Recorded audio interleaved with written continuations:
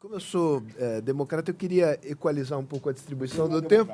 Então, senador Cristóvão, se o senhor quiser fazer comentários à parte, senão eu pediria, a gente tem um breve período ainda, que eu vejo alguns autores aqui, Lourdes, Bolívar, Ágil, tá ali. Quem quiser fazer uso da palavra, para algum comentário breve sobre o livro, sobre o que aqui foi dito, eventualmente perguntas aos dois protagonistas do debate, por favor, sintam-se à vontade. Não, eu só pediria que o Zander explique, porque em Tiradentes, nós tivemos em Tiradentes no Fórum do Amanhã, e o Zander introduziu o livro, e ele contou o seguinte: dos 16 autores, apenas 3 eram otimistas. Uma sou eu, o segundo é o Marcos Mello, e o terceiro é um americano que foi... Eu pediria que o Zander explicasse um pouco. O Zander... Ele antecipou que você iria interpelá-lo e, ó... Não. O que acontece é o seguinte, eu queria... eu tenho... Eu posso explicar por que aquilo... você concisamente, por que você é otimista? Exatamente. Porque exatamente isso que eu queria dizer. Na verdade, não é que eu estivesse otimista, é que a minha ideia era apontar, a partir de algumas elaborações teóricas, de um indivíduo que eu respeito muitíssimo, que é o Sartori, que começa assim, ele diz assim: quando se fala em crise da democracia, a democracia é duas coisas. É uma máquina, é uma estrutura, Constituição, etc., e é um conjunto de maquinistas. Quando se fala mal da crise da democracia, ou se acusam a máquina, se quer reformar a máquina, mas se exclui o demos, que é o cidadão eleitor, ou se acusa os maquinistas, mas também se exclui o demos. Mas eu, diz ele na sua análise, ao fazer a análise da democracia, eu vou analisar o demos. Foi isso que eu tentei fazer. Olhar o Brasil e dizer, olha, que demos que nós temos? Por isso que o título o título é Fomos, Estamos ou Ficamos? Quer dizer, a ideia é que tem um potencial na sociedade brasileira que os políticos podem mobilizar e que houve uma mutação nos critérios de legitimação. E são 3, eu acho que eu explorei isso no meu artigo recente, são 3 mutações que um bruto potencial vai depender, e, portanto, por um discurso reformista. Esta foi a ideia. Você tem uma mutação que é subversiva, uma sensação não só impunidade, é a questão a ideia da igualdade perante a lei que está emergindo. A segunda é que o voto é ininteligível para o eleitor, mas o que é inteligível é a economia, para ele é a coisa que faz sentido. Isso é um déficit das instituições. E a primeira questão o que eu acho muito, muito importante, é que você tem uma ânsia exatamente de mudança, um horizonte de que é possível mudar. Eu tenho a impressão, sem ser antropóloga, que você tem um potencial a ser explorado pelos políticos. A questão...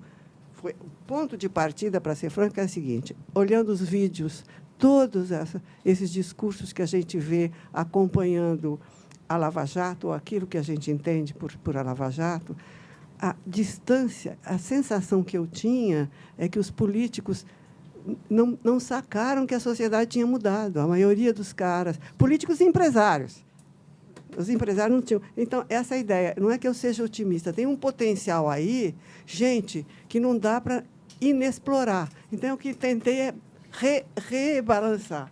E eu pediria ao Bolívar que fale da teodiceia dele. Obrigado, Lourdes. Bom, na verdade, eu não tentei saber ou definir esse assim, quer dizer, como é que nós somos, não?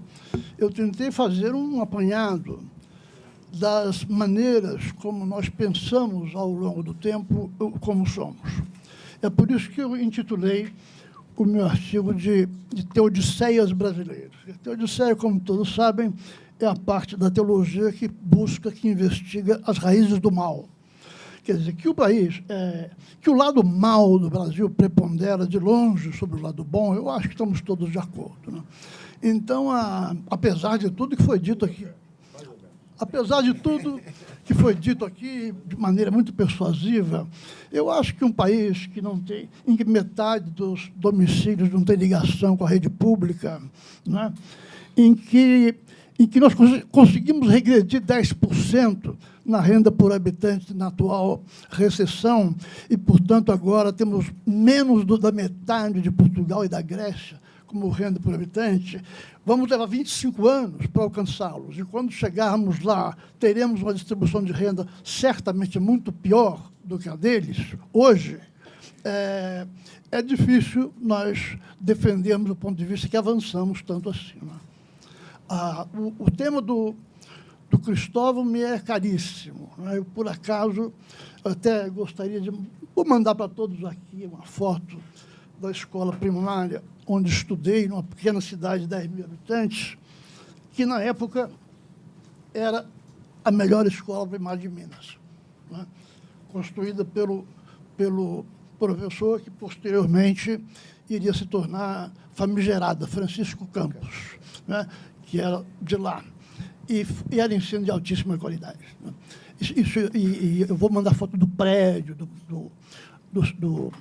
da área de recreio, de tudo isso, para vocês verem uma cidade daquele tamanho. Você não quer dizer o nome da cidade? A sua abordagem, cidade por cidade. Você não quer dizer o nome da cidade para não humilhar-nos, os que nascemos em outras cidades? O Arraial de Nossa Senhora das Dores, da Serra da Saudade, do Indaiá Grande.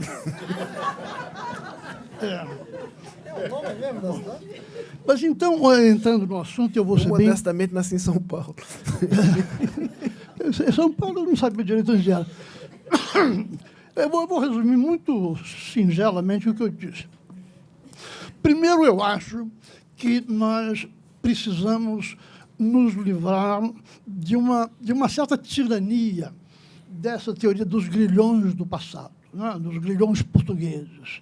Eu não consigo bem entender como um imenso território, onde umas pequenas ilhas de famílias patriarcais conseguiram transmitir o autoritarismo e todos esses defeitos durante 4 séculos e passar a uma população de 210 milhões de pessoas. Alguma coisa está errada, a conta não fecha, né? É difícil imaginar a reproducibilidade dessas características no grau em que se diz que elas se reproduziram, né? Alguma coisa pode ter, mas que não é uma boa explicação, não é, e já não era nos anos 30, quando foi enunciada. Curiosamente, no passo seguinte, a segunda teodiceia, alguns autores voltaram à família patriarcal para dizer o contrário. Isso não era mal, isso era bom, era a fonte da cordialidade. A cordialidade era a ideia da coesão, né? Era o que ia aguentar o tranco da industrialização e que ia nos dar a capacidade de superar as dificuldades da urbanização, da industrialização, sem o sofrimento da Europa, porque nós éramos cordiais, né? Seja lá qual foi o conceito de cordialidade. Aí passamos para o pós-guerra e inventamos uma terceira teodiceia. A teodiceia brasileira é que nós não temos bases materiais suficientes e a única maneira de tê-las é pela industrialização acelerada. Aí cometemos erros inacreditáveis. No exato momento em que o Celso Furtado estava escrevendo isso, o Brasil estava passando por uma revolução na pecuária, com a importação do gado zebuíno, que hoje tem 200 milhões de reses de qualidade mundial e que é a base do agronegócio, né? Quer dizer, uma mania, sabe, uma ideia fixa de industrialização ligada ao nacional-desenvolvimentismo nos foi levando para uma dificuldade considerável, né? Só um último ponto, só para ilustrar, eu estou aqui salpicando coisas. A questão da violência, né, da criminalidade. As senhoras aqui são muito jovens, mas os homens se lembram de uma época em que nós podíamos andar na praia de Copacabana às 2 da manhã sem nenhum temor, né? Era absolutamente tranquilo. De repente, De repente, nós não podemos sair à rua. E aqui isso também ilustra a debilidade da explicação dos grilhões do passado. Nós imaginávamos que, com o desenvolvimento, a industrialização, a modernização, as coisas ruins iam diminuir, né? Mas aconteceu o oposto. A corrupção aumentou e o crime aumentou. Agora, o crime aumentou aí por volta de 75, 80, e é interessante nós nos perguntarmos como é que isso se deu. Foi a época em que nós estávamos divididos em nós, a oposição, eles, o regime militar. Portanto, não havia possibilidade de sentarmos à mesa e dizer, olha, a coisa está ficando perigosa, não? Nós ficamos brincando de Rousseau e Hobbes. Rousseau era o Franco Montoro, Hobbes era o Paulo Maluf. Né? As duas teorias. Né?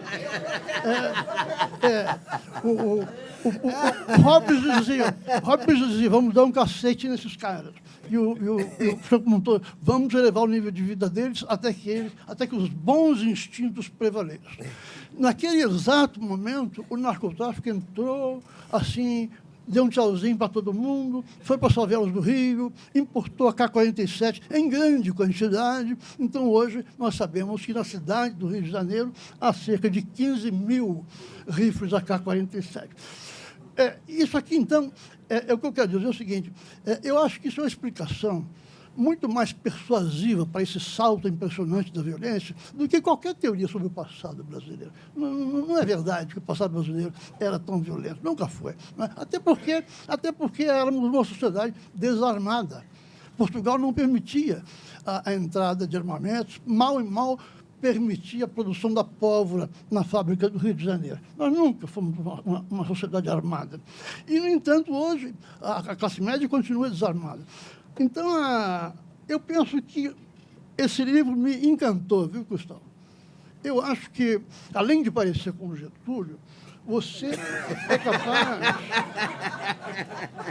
Não, você teve a capacidade... Meu primo Chico Buarque. Você teve uma sacada notável. Sabe? Esse é o livro que o Brasil está precisando ler, que o Brasil quer ler para recuperar esse sentimento e para acabar com esta raiva que está por aí semeando. Né? A raiva, realmente, quando se espalha, e quando se espalha aleatoriamente, você tem centenas de grupos que não se comunicam, estão todos com raiva, isto é uma receita para o pior possível em matéria de política. Isso nós sabemos. Muito obrigado pela atenção. Muito bom. Olha, a hora está adiantada e a gente ainda tem no final os autógrafos ao livro vão ser colhidos aqui nesta mesa mesmo. Então, eu pediria ao senador Cristóvão e ao presidente Fernando Henrique que façam as suas considerações finais. Vamos ouvir os outros. Ali, o Mir, tem outros aí. Não, tem o Ágil. Então, enfim, a palavra continua aberta. Eu só pediria, de fato, concisão aqui, porque a gente está em cima da hora. Fazer uma alternância entre otimistas e pessimistas.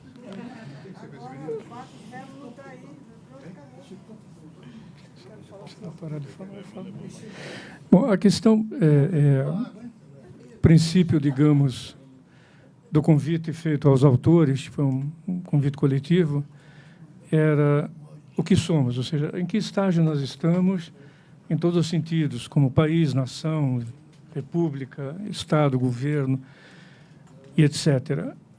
O meu objetivo ao escrever o artigo, o Cristóvão sabe disso, é o que não somos. Essa era a questão para mim, o que não somos. Nós não somos uma república, nós não somos um Estado democrático, nós não temos partidos políticos organizados centenários, e quando o presidente Fernando Henrique Cardoso fala em igualdade, quer dizer, é só fazer uma análise econômica de como chegamos na concentração de renda, desigualdade, etc. Nós temos um regime escravocrata. As leis trabalhistas não valem. A lei geral não é universal. Então, quer dizer, antes de sobre a questão da crítica, eu estou terminando, sobre a crítica, sobre o pessimismo, é o que nós somos. O que nós somos é o que nós não somos. Além do mais, quer dizer, eu acho que a coisa mais grave que existe neste país é que está diluído, está, digamos, tribalizado, segmentado, negociado o conceito de maioria. Quer dizer, você elege um presidente da República ou elege de um partido e ele sobe com uma massa de negociação de interesses e de divisões em que ele não vai governar. Quer dizer, na Espanha, processo que eu acompanhei, quem governava era o Partido Socialista Operário Espanhol. Tinha maioria. Tinha maioria de 5, 6 votos, não interessa. Entrava um projeto, os 180 deputados do PSOE aprovavam. Na França, Partido Socialista, a mesma coisa, a esquerda. E agora, por exemplo, o exemplo do Macron. Macron tem maioria na Assembleia. Não tinha partido, não tinha, mas ele disse assim, sem maioria eu não governo. Então, quer dizer, agora, em relação, por exemplo, às candidaturas presidenciais, qual é o presidente que está apresentando uma proposta de ter maioria no parlamento? Só se fala em negociação, em acerto e tal. Nós temos que acabar com isso, porque isso se traduz para, digamos, a questão do que a gente pode chamar de conceito de maioria, governo da maioria. Mas eu só queria terminar dizendo uma coisa. A coisa mais grave, isso está colocado no meu artigo, a coisa mais grave que nós temos nos últimos 30 anos do Brasil é que nós somos um país de reposição de perdas. Nós estamos sempre repondo perdas.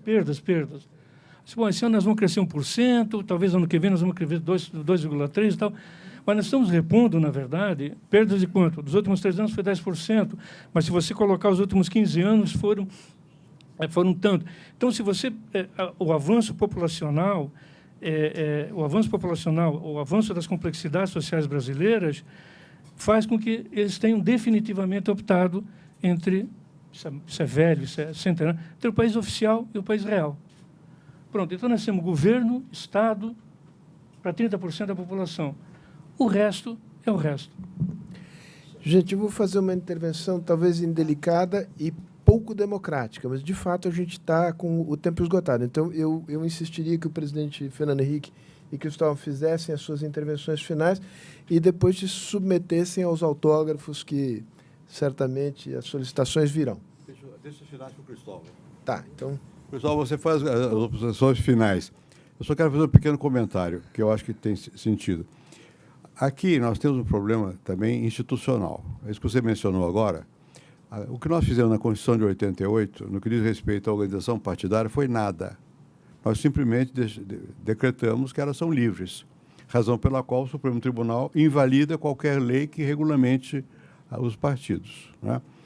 A menção à França. Na França, o presidente se elege e a Câmara depois. Um mês depois. Então, o presidente que fez a maioria, faz a maioria. Aqui não. Aqui o presidente se elege pela lei com maioria absoluta, ou no primeiro ou no segundo turno. E o seu partido nunca, sobrinho, teve mais do que 20%, se tanto. Então, o governo presidencialista nosso é necessariamente levado à composição. A composição em si não é nenhum pecado. Todo no mundo é assim. A democracia implica em um certo da cá, toma lá, inclusive nomeações e não sei o quê. Aqui se confundiu isso com a corrupção. Você, em vez de ter um programa e você forçar uma agenda, você não tinha uma agenda e forçou ficar no poder, e por meio de corrupção. Isso é salvável, dá para mexer, há o que fazer. Portanto, eu acho que a questão não é nem de otimismo, nem de pessimismo. É de você examinar as condições existentes e ver como é que você pode dar passos. Eu acho que o Cristóvão colocou isso muito bem. Está numa hora que nós temos que dar passos. Devemos. Vamos dar? Não é necessário. As nações não são feitas para dar certo. Elas podem dar certo. Nós aqui estamos no risco de não dar certo. Mas esse risco é antigo. E, bem ou mal, aqui se falou que nós recuímos, é verdade, caímos não sei quantos pontos percentuais. Os Estados Unidos, em 29, caíram não sei quantos pontos percentuais. As economias têm capacidade de recuperação. Eu acho que a gente não deve perder, sem ser otimista, mas sendo realista, olha, se fizermos tal e tal coisa, tem tal consequência. E é preciso de liderança para isso. Eu acho que o Cristóvão deu aí as condições, ao redor do que é possível formar uma liderança. Palavra com o professor Cristóvão Buarque. Eu vou repetir algumas das frases do Fernando Henrique. que eu acho que vale a pena a gente guardar. Uma é que a gente precisa de uma certa ideia para o Brasil. Uma outra é que o povo não quer ouvir os políticos. E os políticos, eu acho que não querem dizer o que o povo precisa ouvir. A outra é, gostei muito da ideia de que é preciso uma aposta no futuro. E é aí que precisa do otimismo. Uma outra que eu achei interessante e dura é que a igualdade não é uma característica do sentimento brasileiro, e nem a hierarquia. E eu acrescentarei o respeito ao talento. Tampouco. O talento a gente só respeita no futebol. Aí é E absoluto. ainda se discute.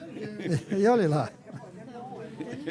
O outro é que as pessoas querem coisas simples e que, na incerteza, precisa de líder, que tem um caminho. E a ideia de que precisamos de gestos. Nós estamos cansados já só de ideias. Quanto ao problema do otimismo, veja bem, o otimismo e o pessimismo são características da percepção que nós temos e da imaginação para o futuro. O texto, como nós somos, foi à procura de uma percepção das características atuais, herdadas até o presente. Então, aí, nós não podemos ser otimistas ou pessimistas. Nós somos corretos ou não na análise e na percepção que se fez. Ou fomos condescendentes, ou fomos severos demais. Mas não é a questão de otimismo. O otimismo viria é da maneira de ver o futuro. E aí, sinceramente, no curto prazo, eu sou pessimista no futuro. Claro, de mais 5, 10 anos, porque eu espero que não se realize o pessimismo. A história dá muitas boas surpresas, e muitas mais surpresas também. Como a gente está esperando má surpresa, de repente pode vir uma boa surpresa. Quanto ao caso do Macron, não esqueça que lá as leis permitem aquilo, até porque é eleição. Como é que eu acho que a gente deve fazer com as leis que nós temos? Eu tenho a impressão que temos que tentar, e não sou otimista se isso vai ser possível, temos que tentar transformar essa eleição em uma espécie de plebiscito, trazendo sinceridade. Você usou a palavra sincero. Olha aqui o que se propõe. Vai custar tanto para esse, vai custar tanto para esse, mas vai ser bom para todos. Olha aqui, com sinceridade, apostar no futuro e na capacidade da sinceridade de convencer. Pode não convencer. Se fizer isso, o candidato que chegar lá depois, ele vai chegar com um programa que recebeu o aval da população. Vai dar uma força a ele. Essa força pode não significar nada, se a gente sabe os parlamentares que nós temos, mas pode significar. Além disso, se ele conseguir fazer algo que é difícil, que é ser sincero, defender uma espécie de plebiscito com pontos muito claros e disser, votem nos parlamentares que pensam assim, independente da sigla, e não sei se a sigla dele vai deixar, ele tem que romper com a sigla nesse sentido, vote nos candidatos que pensam nisso. É possível, não é certo, que a gente chegue com a capacidade de governança. É possível, não estou dizendo que vai acontecer. Agora, se não chegar, eu creio que ele deve ter a clareza de que foi eleito no momento errado. E o que ele vai fazer? Renunciar, ser destituído, ter um impeachment? Não sei o quê, só sei que ele não pode voltar a essa velha mania de a gente conseguir apoio para fazer uma colcha de retalhos, que é isso que eu creio que a gente está vivendo. Você disse de uma outra maneira, mas é uma espécie de reposição de perda, você disse. Nós estamos tentando evitar perdas com colchas de retalho, costurando aquele. Essa semana o Senado votou diversos arranjos em colcha de retalho, com refis, que o pessoal não pagava, aí a gente deixa, perdoa, porque se não perdoar vai ter problema. Então a gente tem que parar com essas colchas de retalho. Então eu tenho um certo otimismo para o futuro.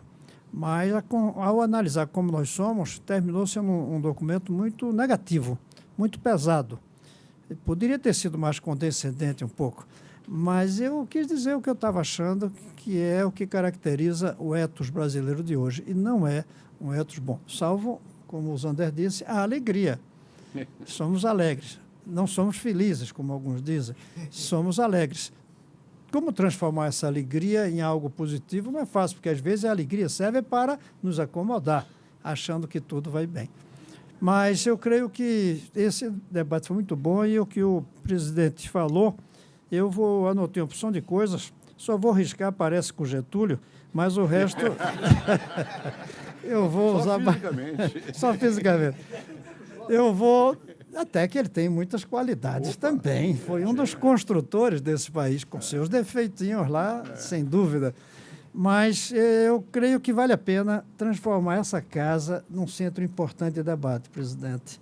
Sem preconceitos, trazendo todos, ouvindo mesmo aqueles que a gente tem que ouvir indignado, mas deixa vir falar aqui, se eles quiserem, e tentar tirar alguma coisa que tentou-se, lembra? Quando começou essa crise aí lá atrás, antes do impeachment, conversamos mais de uma vez, tentamos, o Sarney entrou, tentamos com diversas pessoas, CNBB eu tentei trazer, e não deu certo, em grande parte porque o PT não deixou a Dilma fazer, ou porque a Dilma não dava. Só para concluir o discurso do tempo, mas nós, um grupo de 7 senadores, fomos lá, aí por 2015, e dissemos, presidente, diante do Brasil tem 3 alternativas muito ruins. E deixamos uma carta com isso escrito. 1, o impeachment não é bom para o Brasil. 2, a sua cassação não é boa. 3, seu governo continuar não é bom também. Dizemos tudo isso e escrevemos, está escrito. Mas demos uma solução. A senhora continua, mantém-se toda a constitucionalidade, mas com outro governo. Vamos construir um governo. Mutatis mutandis, eu propus a mesma coisa ao presidente atual. Depois é esse, né? Vamos conversar. E chegou-se a ter, sim, a possibilidade de um encontro com parlamentares do PSDB, do Democratas, e ela até disse que queria, só que não fizeram.